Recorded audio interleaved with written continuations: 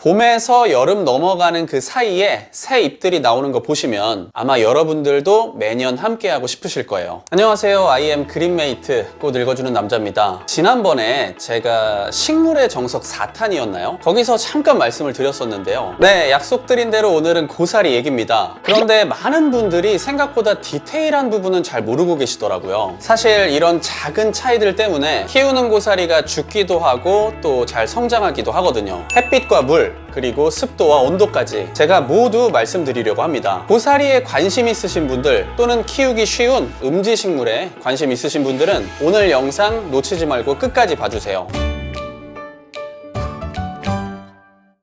예를 들어 보스턴 고사리나 아디안텀은 물을 많이 좋아하지만 흔히 후마타라고 하는 넋줄 고사리는 물 주는 간격을 조절해줘야 합니다. 이런 게 식물을 키우다 보면 어려운 부분이기도 한데요. 간단하게 대표적인 고사리 몇 개만 특징을 말씀드릴게요.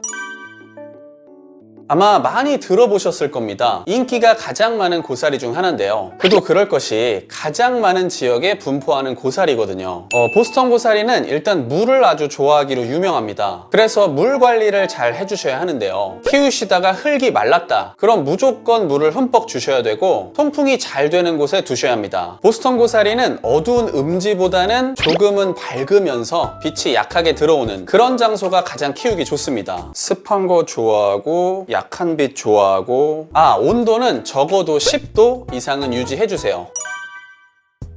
줄 고사리는 이 자체가 고사리를 대표하는 명칭입니다. 방금 제가 말씀드렸던 보스턴 고사리도 이 줄 고사리과에 속하는데요. 그래서인지는 몰라도 보스턴 고사리와 관리법이 유사합니다. 일단 원산지는 동남아시아나 아프리카라고 하고요. 그러다 보니까 아무래도 좀 덥고 습한 걸 선호하겠죠. 보스턴 고사리처럼 물을 많이 좋아하는 편이고 약한 빛에서도 잘 자라주는 식물입니다. 제가 알기로는 노지 월동도 된다고 알고는 있는데 여러분들이 알아두실 게 이론적으로는 노지 월동이 된다 해도 우리나라는 겨울이 많이 추운 편이거든요. 이렇게 추운 지역에서는 대체로 이론과 다른 경우가 많습니다. 그래서 실내에서 키우시는 게 좋고요. 지구에서 인간보다 식물이 먼저 살았다고 하잖아요. 그때 그 식물이 바로 줄 고사리라고 합니다. 한 4억 년 전? 그러니까 생명력 하나만큼은 보장이 된 식물인 거죠. 어찌 보면 가장 연약해 보이기도 하는 게 아디안텀인데요. 직접 보시면 바로 빠져들게 만드는 묘한 매력이 있습니다. 이름과 외관이 잘 어울리기도 하고요. 공작 고사리 속에 속한다고 하는데 뭔가 새 날개 모양 같기도 하면서 아무튼 이 촘촘한 잎들이 정말 예쁜 고사리 중 하나입니다. 가만히 보고 있으면 어느새 집으로 와 있는 그런 식물이에요. 만져보시면 잎이 좀 얇은 편이거든요. 작기도 하고요. 그래서 절대 빛을 주의하셔야 합니다. 제가 가장 많이 듣는 이야기 중 하나가 아디안텀 잎이 까맣게 되면서 쪼그라들었다고 그런 말씀을 많이 하시는데 그 이유가 바로 강한 빛입니다. 약간 밝은 곳에서 키우시되 빛 특히 조심하시고요. 물은 고사리니까 흠뻑 주시되 지금과 같은 겨울에는 약간은 흙이 마른 듯하게 키우시면 좋습니다. 잎의 분무도 자주 해주시고요.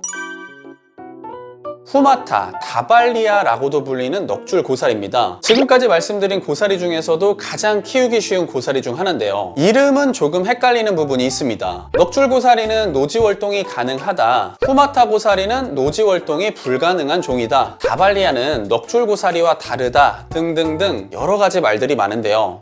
후마타와 다발리아를 따로 구분하는 경우도 있지만 식물 자체를 사랑하는 우리 입장에서는 엄청 중요한 건 아니니까 일단 넘어가고요. 아무튼 넋줄이든 후마타든 다발리아든 관리법은 같습니다. 가장 먼저 말씀드리고 싶은 건 지금 같은 겨울에 상태가 조금 안 좋은 잎이 보인다면 바로바로 정리를 해주시는 게 필요합니다. 특히 이 넋줄 고사리는 물론 여름에도 잎을 떨어뜨리고 겨울에도 그렇지만 아무래도 겨울에 잎을 좀 더 떨구는 경우가 많거든요. 그래서 그런 잎들을 미리미리 정리해 주시면 좀 더 건강하게 겨울을 지낼 수 있습니다. 빛은 역시 약한 빛만 있어도 잘 자라주고요. 다만 지금까지 말씀드렸던 고사리와는 다르게 물은 살짝 조절이 필요합니다. 그래서 저는 좀 더 관리를 쉽게 하려고 흙이 아닌 수태와 이끼를 사용해서 식재를 하는데요. 이건 정답은 아니지만 저만의 노하우입니다. 수태 사용법은 알고 계시죠? 게다가 이끼를 올려서 적당한 수분은 유지시켜주고 이끼에 분무만 해줘도 너무 잘 자라주니까 이 초록색을 보면서 위로를 받는 시간이 정말 힐링 자체였습니다. 봄에서 여름 넘어가는 그 사이에 새 잎들이 나오는 거 보시면 아마 여러분들도 매년 함께하고 싶으실 거예요.